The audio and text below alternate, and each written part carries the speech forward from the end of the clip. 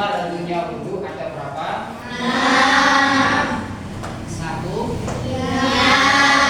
Niat. 2. Membasuh wajah. 3. Membasuh kedua tangan sampai siku. Membasuh Kedua tangan sampai siku.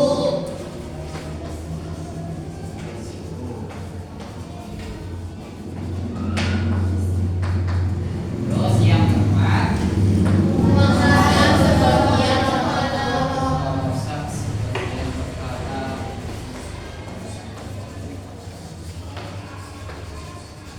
Terus yang kelima,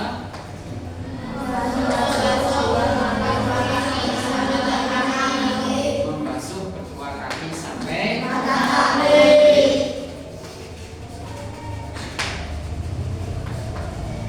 terus yang keenam, yang terakhir, bon. Ini kan termasuk fardunya wudhu.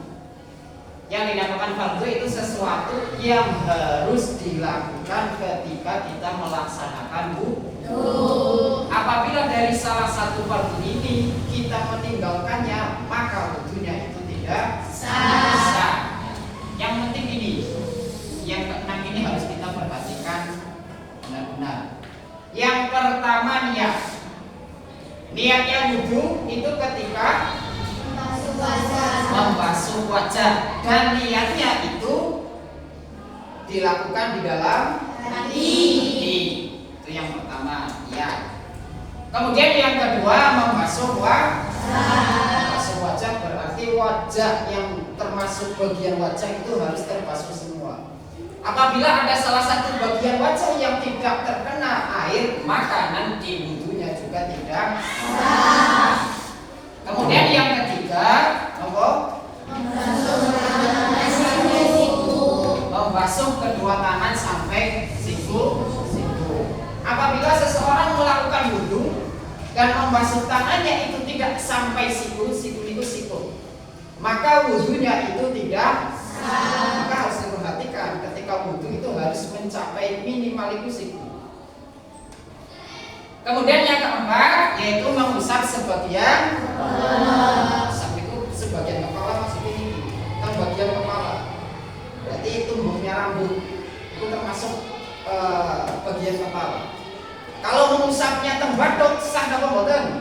Mboten, tidak sah. Karena harus mengusap dari bagian kepala. Kemudian yang kelima yaitu membasuh kedua kaki sampai mata kaki. Apabila seseorang melakukan wudhu dan kemudian dia tidak membasuh kedua mata kaki, maka juga nanti wudhunya tidak sah. Maka ketika kita wudhu juga harus nanti sampai mata kaki. Kemudian yang terakhir itu tertib. Maksud dari tertib itu apa? Yaitu ya mulai dari niat, membasuh wajah, membasuh kedua tangan, mengusap sebagian kepala, membasuh kedua kaki sampai mata kaki, itu namanya tertib.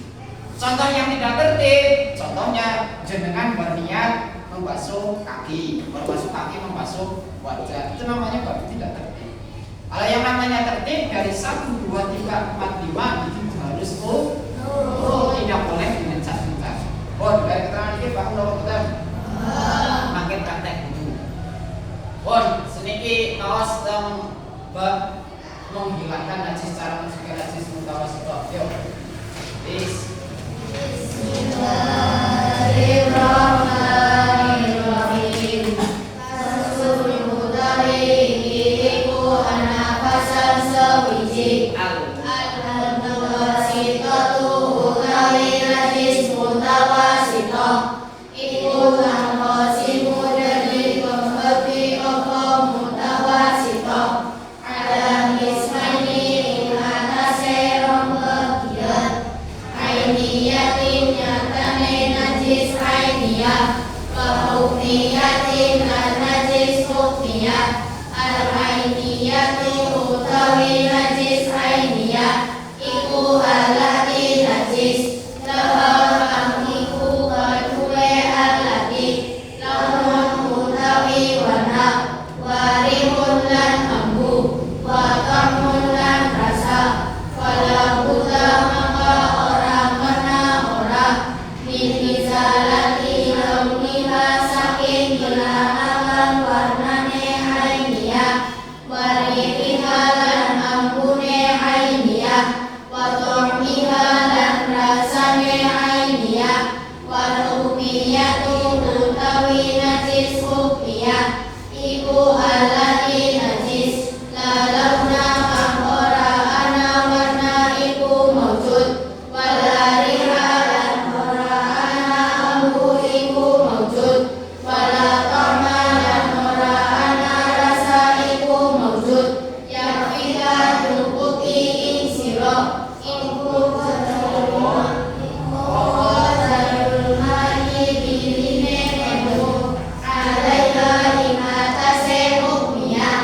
Sedikit membahas najis.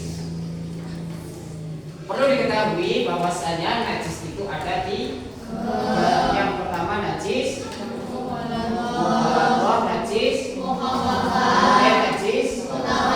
Kalau najis mubalaghah itu juga bisa kita sebut dengan najis kalau mukhafafah juga kita bisa katakan najis kalau mutawasithah itu najis kalau najis mubalaghah itu najisnya nopo? Anjing atau babi atau salah satu dari keduanya. Kemudian yang kedua najis mukhafafah ialah najisnya nopo? Bayi laki-laki yang belum berumur 2 tahun dan belum makan apa-apa selain susu. Itu najis mukhafafah. Kemudian kalau najis mutawasithah ialah selain najis mubalaghah dan najis mukhafafah. Nah, ini yang sering kita jumpai itu najis mutawasithah. Tapi najis mutawasithah itu dibagi menjadi dua. Satu najis kemudian najis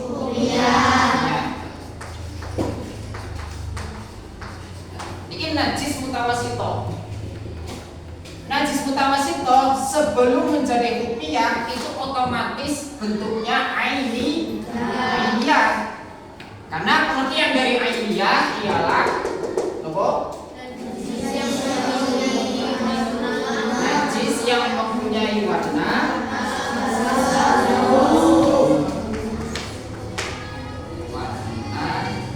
rasa, dan kalau najis hukmiyah